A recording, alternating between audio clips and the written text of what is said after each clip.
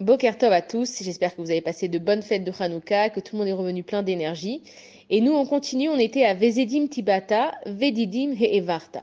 Et on voit que dans cette phrase, l'ordre il est inversé. On sait que d'abord, c'est les Béné Israël qui sont rentrés dans la mer et que derrière eux, il y avait les Égyptiens qui ensuite ont été noyés.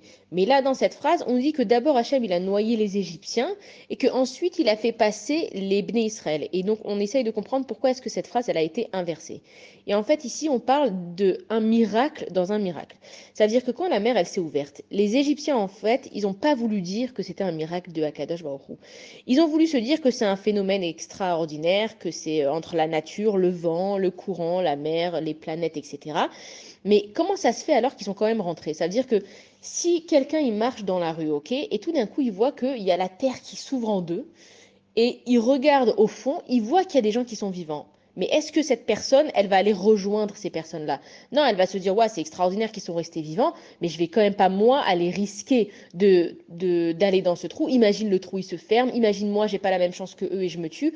Comment ça se fait que les Égyptiens, quand ils ont vu un phénomène aussi extra surnaturel, ils sont quand même allés dans la mer et qu'ils n'ont pas une seconde, ils se sont dit, ouais, bon, là, c'est vraiment un grand miracle. Leur Dieu, il est super puissant. Si je vais dans la mer, peut-être que je vais être noyé. Et en fait, on nous explique que Hachem, il a mis dans le cerveau des chevaux de foncer tout droit. Ça veut dire qu'à ce moment-là, les Égyptiens, comme ils voulaient tellement pas voir Akadosh Baruch Hu et tous les miracles qu'il fait, que quand ils sont arrivés et qu'ils ont vu que la mer elle était ouverte, oui, ils ont été choqués, mais Hachem, il n'a pas laissé le choix aux Égyptiens.